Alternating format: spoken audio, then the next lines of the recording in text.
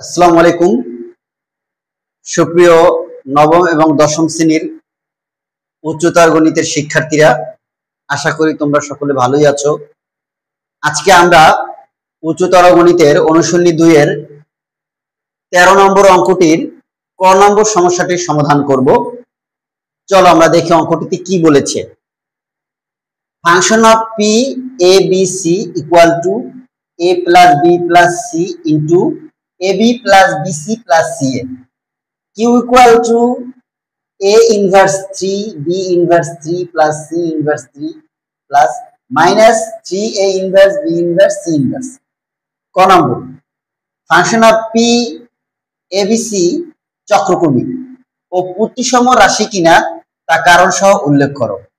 কোন একটি রাশি চক্রক্রমিক হবে কিনা, প্রতিসম রাশি হবে কিনা সেটা বুঝতে হলে আমাদের ওই রাশিটির তিনটি বর্ণের প্রত্যেকটিকে যদি পরিবর্তন করে লেখা হয়, তাহলে যদি একই মান পাওয়া যায় তাহলে হবে চক্রক্রমিক রাশি।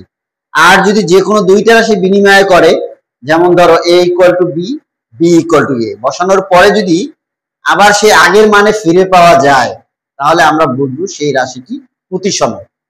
এখন সুপ্রিয় শিক্ষার্থীরা, প্রথমেই আমরা লিখবো, দেওয়া আছে, খেয়াল করো, দেওয়া আছে P of function of P A comma B comma C equal to A plus B plus C into A B plus BC plus C. প্রিয় শিক্ষার্থীরা, এখানে একটু খেয়াল করো, এখানে এর পরিবর্তে আমরা বি নেব, এর পরিবর্তে বি, বি এর পরিবর্তে সি এবং সি এর পরিবর্তে এ নিয়ে পাই। শিক্ষার্থীরা, এই মানগুলা এর জায়গায় আমরা বি বসাবো, বি এর জায়গায় আমরা সি বসাবো, সি এর জায়গায় আমরা এ বসাবো। বসিয়ে আমরা দেখি যে কি পেতে পারি।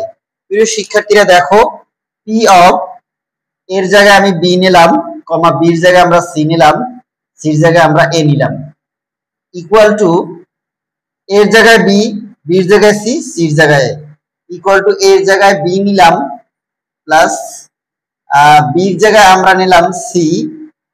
প্রিয় শিক্ষার্থীরা দেখো,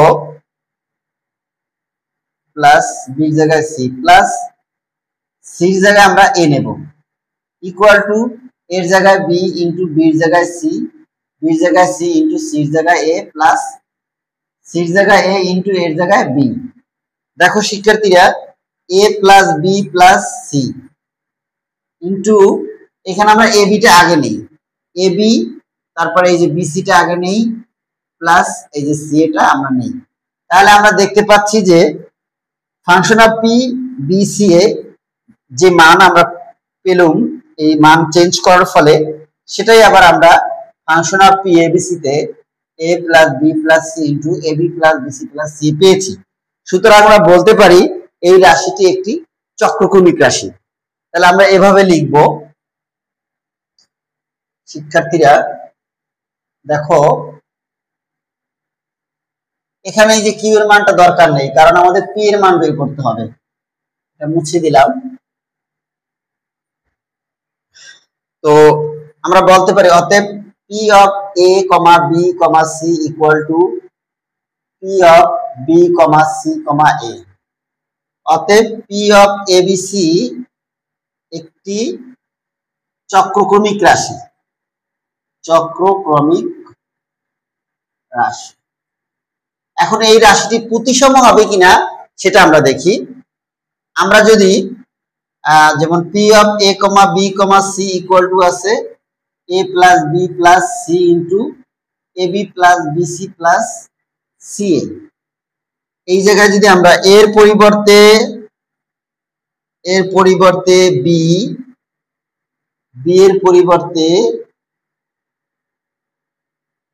এ নিয়ে পাই, এ নিয়ে পাই।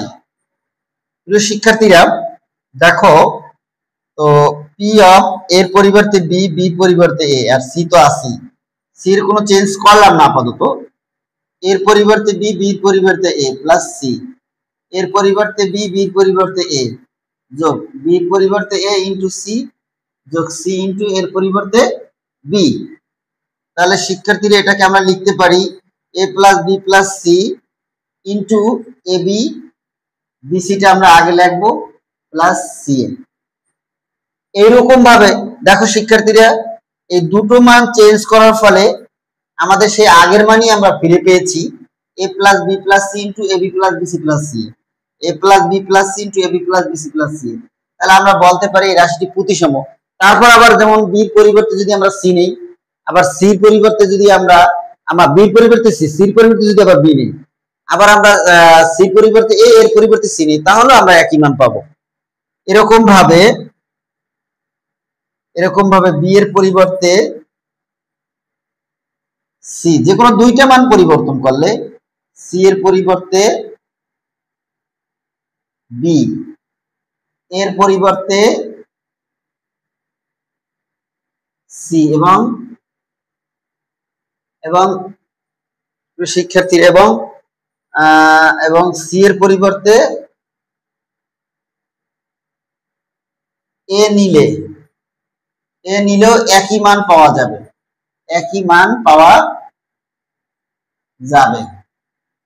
সুতরাং আমরা বলতে পারি ফাংশন অফ পি এবিসি একটি প্রতিসম রাশি। সুতরাং আমরা বলতে পারি, শিক্ষার্থীরা দেখো, সুতরাং